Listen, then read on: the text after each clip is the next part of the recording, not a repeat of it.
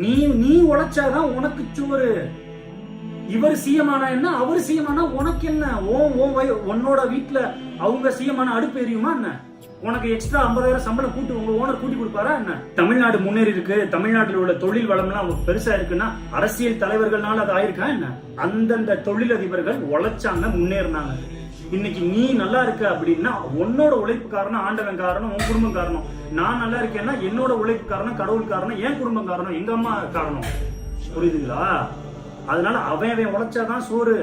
யாரு சிஎம் வந்தாலும் உனக்கு ஒண்ணும் கிடையாது. டாடா அப்படி காட்டிட்டு போயிட்டே இருப்பாங்க, காட்டிட்டு போயிடுவாங்க அவங்க. புரியுதுங்களா?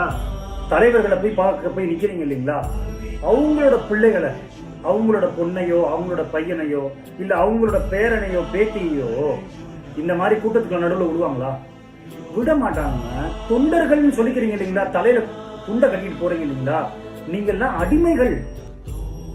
உங்களெல்லாம் ஏறிட்டு கொடுத்து பார்க்க மாட்டாங்க. நீங்க எல்லாம் கைப்பாவைகள். புரிய மாட்டேதுங்களேங்க உங்களுக்கு? கை கொடுங்க, கையை தட்டி விட்டுருவாங்க. என்னங்க இது? எங்கங்க என்னங்க என்ன வாழ்க்கை வாழ்ந்துகிட்டு இருக்கீங்க நீங்க? இன்னுமா இது கூட புரியல? மாணவர்கள் கல்வியில கவனம் செலுத்தட்டும், இளைஞர்கள் அவங்களோட தொழில வேலையில கவனம் செலுத்துங்க. அரசியல் பத்தி தெரிஞ்சுக்கோங்க, புரிஞ்சுக்கோங்க, ஓட்டு போடுங்க. அரசியல் பத்தி தெரிஞ்சு புரிஞ்சு ஓட்டு மட்டும் போடுங்க. இப்படி கூட்டமா போய் நிக்காதீங்க. பிள்ளைகளை கூட்டு போய் நிக்கிறீங்க, 2 வயசு குழந்தைய தூக்கிட்டு போய் நிக்கிறீங்க.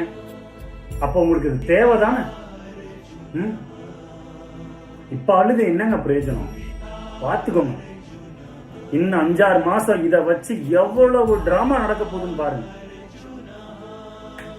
தலை எழுத்துங்க.